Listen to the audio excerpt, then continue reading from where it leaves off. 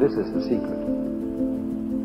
You must remember, you can't make a mistake. Now, that's a very difficult thing to do. Because from childhood up, we have had to conform to a certain social game. And if you're going to conform to this game, you can make mistakes, or not make mistakes. You must do the right thing. There's certain conduct appropriate here, there's certain conduct appropriate there. And that sticks in us. Everybody has a reason to be anxious. In fact, we have the ultimate reason to be anxious because we know that we're vulnerable and we know that we're going to die. And how you can not be anxious under those circumstances is a great mystery. It's a massive mystery. That's actually the appropriate response in the face of actual non-naive understanding of what constitutes life. Like if you're naive and you move forward, it's like, well, what the hell do you know? There's no courage in naivety because you don't know what there is to stop you. You don't know what dangers you might apprehend.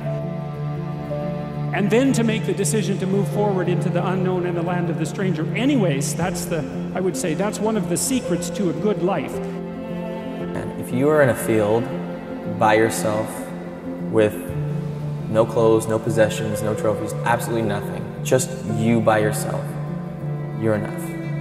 That's it, you're enough. You always have been and you always will be, no matter what.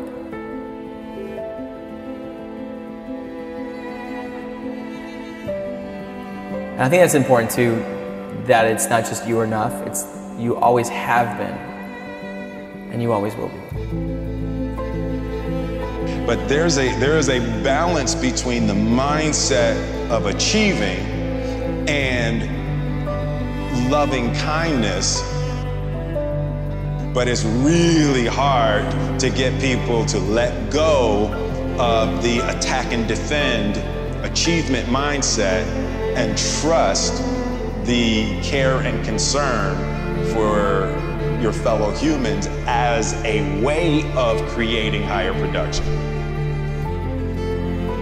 If you get braver, that's not what happens. What happens is, yeah, the damn world's just as dangerous as I thought, or maybe it's even more dangerous than I thought, but it turns out that there's something in me that responds to taking that on as a voluntary challenge and grows and thrives as a consequence. And so once you've embraced and decided that this suffering, this sacrifice you're making is an indicator of progress, it's an indicator of obsession. Suffering and sacrifice and hard work is an indication of progress towards our dreams.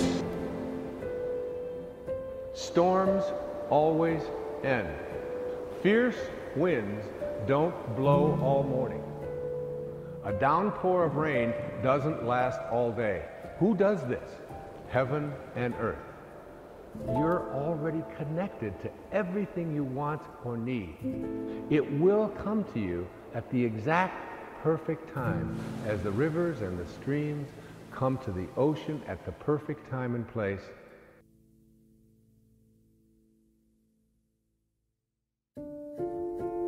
The way to visualize properly is to visualize the bridge between where you are and where you need to go. What you do by visualizing the bridge is you train your nervous system and your mind to do the hard work. Why go on? And you only go on if the game is worth the candle. Now, the universe has been going on for an incredible long time. And so really, a satisfactory theory of the universe has to be one that's worth betting on. He said, fear is the most subtle and destructive of all human diseases. Ladies and gentlemen, fear kills dreams. Fear kills hope. Fear can age you.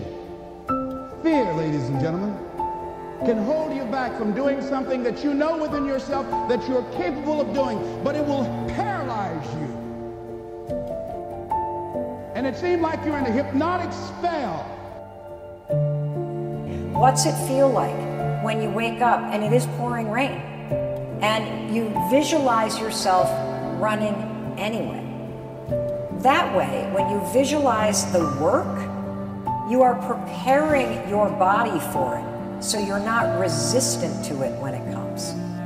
If you configure your life so that what you are genuinely doing is aiming at the highest possible good, then the things that you need to survive and to thrive on a day-to-day basis will deliver themselves to you.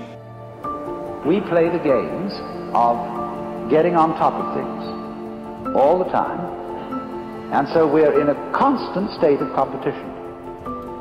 As to, if it's not I'm stronger than you, it's I'm wiser than you, I'm more loving than you, I'm more tolerant than you, I'm more sophisticated than you. It doesn't matter what it is, but this constant competition is going on. In terms of that competition, we can of course lose place, and in that sense make mistakes. But what a Zen student is a person who is not involved in the status game. If you dare to do the most difficult thing that you can conceptualize, your life will work out better than it will if you do anything else. The probability is that if you manifest yourself properly in the world, that those things will come your way. Effective way of operating in the world than to conceptualize the highest good that you can and then strive to attain it. You know who you are from the inside to the outside. And your behavior is a demonstration of what you believe to be true about you. I ask you a question, what is the benefit? What's the benefit of allowing fear to hold you back? What's the benefit of giving up on yourself, of not stepping out on life and taking life on? What is the benefit for you? What's the plus in that?